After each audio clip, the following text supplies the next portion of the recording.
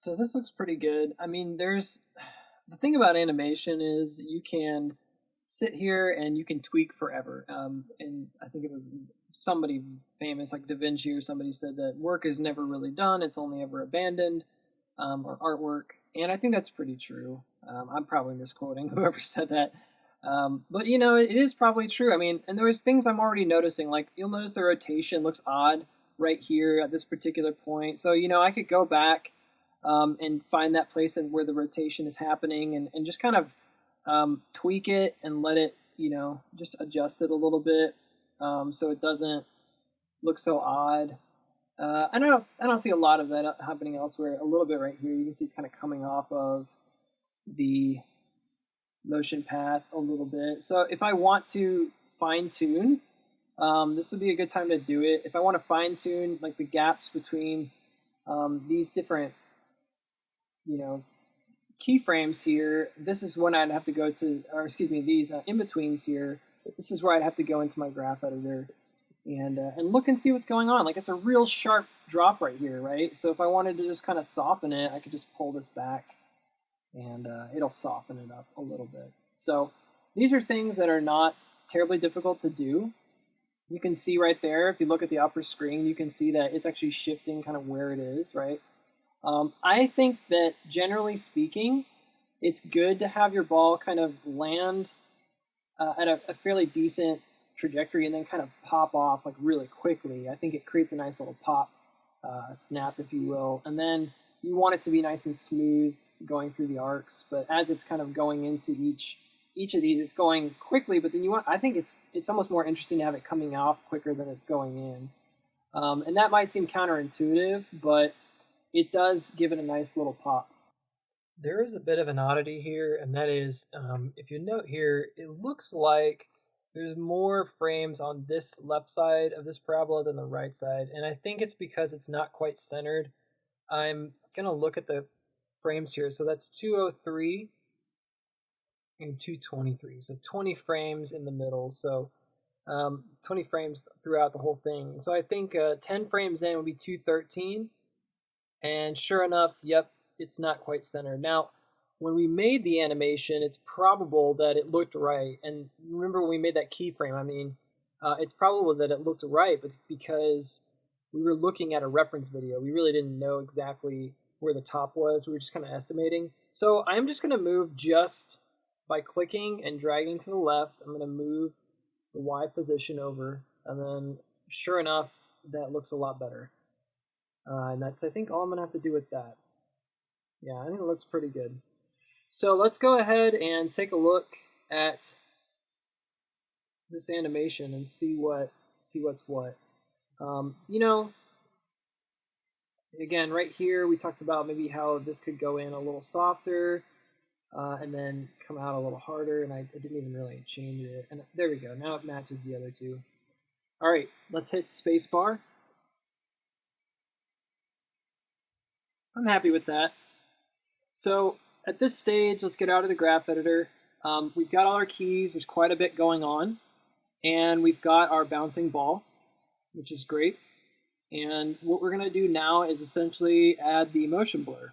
And motion blur can be your best friend or it can be kind of hideous. It just depends on the settings that you choose for it. And oddly enough, the settings are back in the composition settings that we started with. Let's just see what they are by default. So there's a master switch. You can think about it like the power box in your home. That's right here. This enables motion blur for all the layers with which the motion blur is set. And then there's like a light switch. So you have the, yikes. So you have the master switch, which kind of drives all the power, and then you have the specific switch here. Now that looks awful. In fact, it almost never is clear. It looks really bad. And I mean really bad. So you can see what the motion blur is doing here is quite extreme. Here's what we want to do. Okay, we want to look and see where do we want the motion blur to be the most extreme. Probably right before it hits or as it's hitting.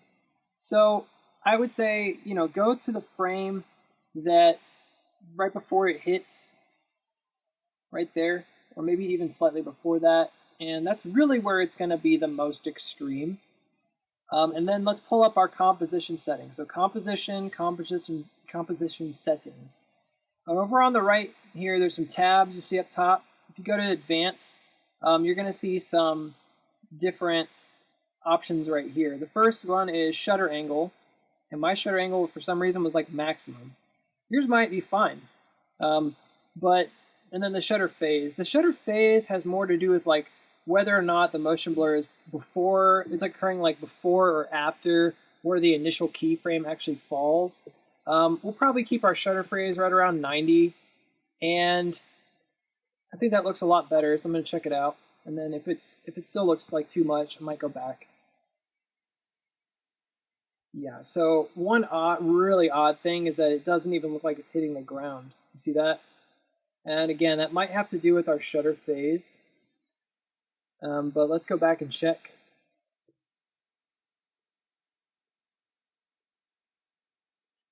Yeah, maybe a negative 90 is what I meant to say. I got mixed up. That looks better. Oops.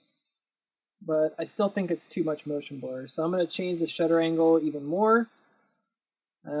Probably just a slight bit, and then, I don't know. You see how, like, even though we're going up, it doesn't really look like it's hitting. That's kind of the sweet spot, is like right there at 50. So negative 50, I mean. So I might keep that.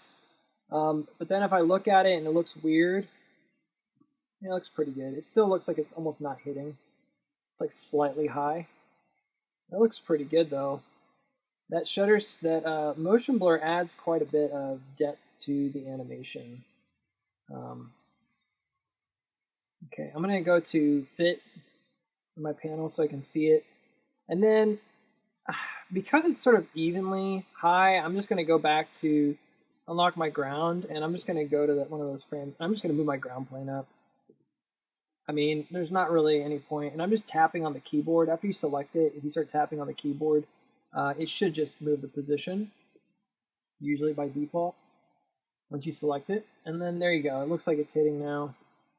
And again, it depends on what you're trying to do. If you want this to look more cartoony, you may want to just exaggerate your squash and stretch and not have as much of that motion blur. If you want it to be more photoreal looking, then you probably want to tone down the squash and stretch and use more motion blur. And it looks pretty good. The only thing that I don't love is like the second drop here. It does look like it goes maybe a little too fast. But otherwise, it's pretty good. I'm not going to tweak it forever. I think it looks good. So last thing we have to do is render it out. So what we're going to do to render is make sure that our beginning and end are set. We're kind of right back to where we started. So you hit B for beginning and N for end. And I'm going to give it a little less padding. The beginning and the end. Oops. You can also use these to kind of help space it out. And that way it will loop. If it keeps playing, it keeps looping, which is nice. It's a good way to kind of show off an animation if it has a loop capability, because then people can look at it, they can critique it. If you're doing, something that comes on and off the screen, it's proper to kind of give it a little bit of padding so it can do a nice loop without it looking like it's too jarring, like snapping from one place to the other. So what we're going to do now is go to the render queue, and we're going to add this thing to the render queue. The render queue over here is always up, but it doesn't often have your render in it. And it's really easy to add stuff to the render queue. You literally just go to Composition, Add to Render Queue, and then there it is. You tell it where to go. So you probably want to make sure it's going to go to the place that your file was saved. Okay, and so it makes it easier. That's the output right here. Where it says output module and best settings, you really don't have to mess with this kind of an animation. If you want to look at it, you can. Because this is so small, this is not going to be a big file. But you'd basically want to pick out what your format is, the vehicle and then the codec that's going to determine what's going on in the guts of the vehicle. So the vehicle this time is QuickTime. You want it to be a QuickTime movie. You don't need audio, so you could even put audio output off. Go to format options, and you can just pick one. I mean, it defaults to animation, and honestly, animation looks pretty good. But again, it doesn't really matter for this size of an animation. It's so small. You're not going to have to worry about file sizes. So just hit OK. And then you wouldn't want to adjust your best settings. Keep it best, full. That's 1920 by 1080. Make sure that the frame rate's correct, and just hit OK. And then, oh, and also make sure in here that your start and end are also correct. And in this case, yes, it's only about 3 seconds long. Hit OK. Go to render. That's like my favorite sound in the world. I love that sound. And that means that it's done. So once it's finished, obviously you're going to go and check it out. You want to make sure that it's good. So I'm going to go to my movies and go to bouncing ball. If I can find it. There we go. I got a lot of stuff on here. And let's check it out. So this is the bouncing ball. It says 8.9 megabytes. I'm going to open it in QuickTime, and it's got to convert it.